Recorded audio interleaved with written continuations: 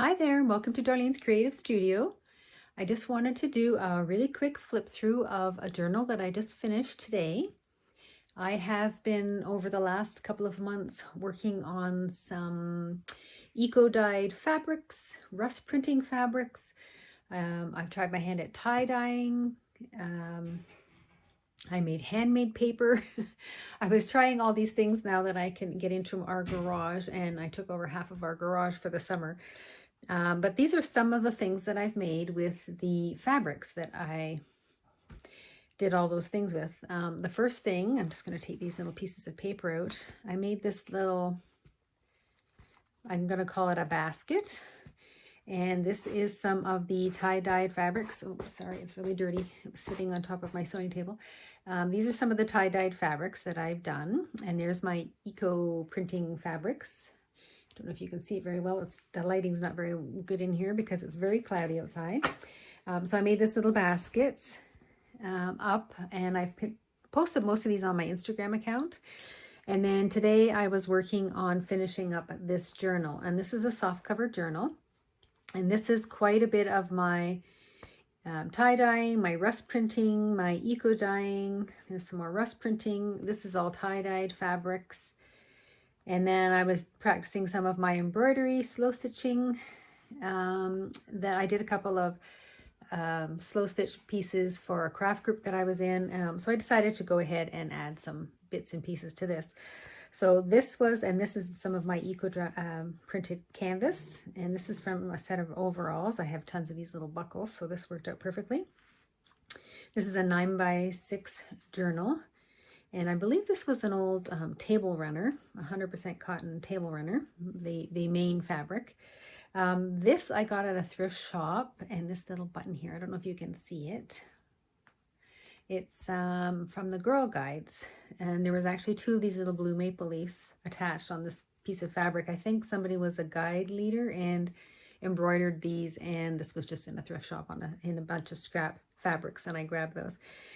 So the inside also has a little pocket in the front, and this is some rust dyed fabric with a tin, and this is some more of my tie-dyed fabric, so that's the inside.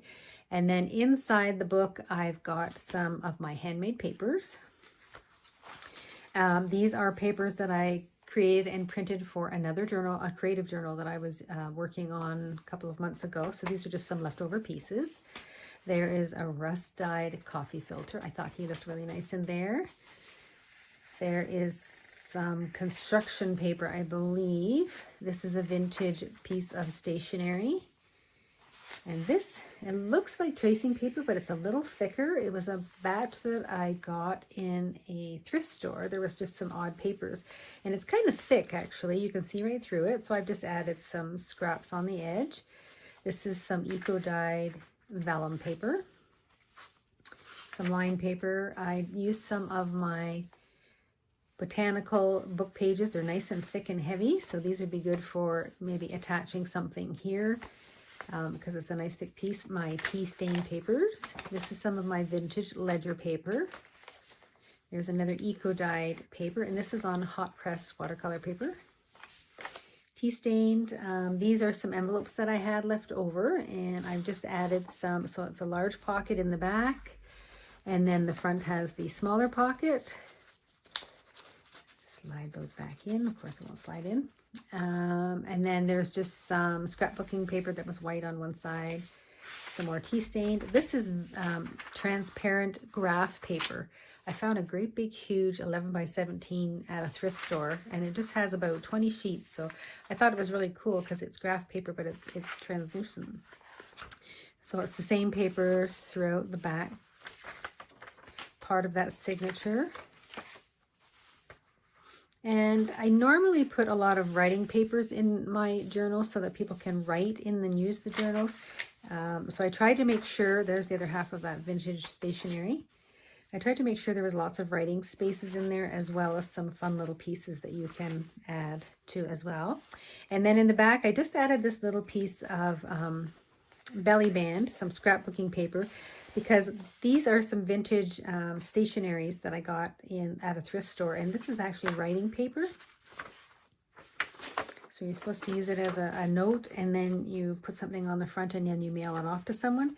I had 2 or 3 of these that were in some cards that I bought at a thrift store, and I've been saving them, so I thought that was really pretty in there with the blues. And then it's pretty much the same in the second signature. There's some more of my rust dyeing. Some pockets with some paper in there. Eco printing. There's some more of that eco paper. And any of the paper that I put in the book, I've scanned it first. So I have images of that scanned paper in my computer, so I can use it again if I need to. I meant to scan my coffee filters and forgot to do that, but I tried a lot of the different keys that I have as well on those. And I like to add a bit of scrapbooking paper. I almost cardstock to the edges of the ledger paper just because it's very flimsy, and I want people to be able to, you know, get a hold of that and be able to flip it. It gives it some weight. And there's the other side of that stationery. And then I've added another one of those. And then in the pockets, I've just added these. These were like an index card for a ledger, and it's a nice, good weight paper. I thought that would be nice in the pockets on either side. So that is my first attempt at a quilt slow stitch journal. I really like the blues, the denim, so I'm going to do a couple more. But that's the 2 signature 9x6 journal. And I think there's probably about 15, 30, 60 pages in there. I'll have to count them and make sure that I have that information for you. But that is my 2 latest projects. I've been working on those, trying to get them all finished up and start using some of the fabrics that I've actually been playing with over the last couple of months. So I'm going to make another one. I enjoyed making this one, and this one was my first attempt. So I wrote down all the things that I would like to try differently. I tried a different stitching here on the spine from a book that I received about doing some different spine sewing. So this is more of a twisted. It's not just a cross. You actually twist the threads. And it worked out really well. It was just harder because you couldn't really see the holes very well after punching them into the fabric. So, but that's what I've been working on over the last couple of weeks. I did finish up my password journals. And these are 4x6. And this is from Mad Paper Crush, one of her digital kits. I think it's called Floral Symbology. And she has 2 of them, 1 and 2. And so you get like over a dozen, maybe 16 in each kit. And I guess they were tea cards. And she's left them so that they're quite large. So they're probably about 2.5 by 4. So they're great size for journaling cards and all that. But I thought they would look really nice on the fronts of these little password books. And I had tons of fabric. I wanted to use up some of the fabrics and some of the chipboard that I have. So I just made up these cute little password books. And there's a little pocket there. And there is 4 signatures. I used some cardstock scrapbooking paper. And then inside, I think there's about you can put 288 passwords in here. And it just has space for some of your different passwords.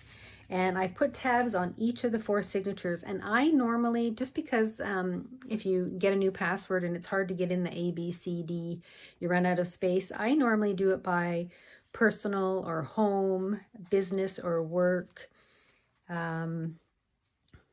courses that I'm taking, artists, that type of thing. I just kind of divide it up into the things that I'm interested in. I just look at all my passwords and kind of divide them up. So house would be like our bills, logins to get our bills, that type of thing.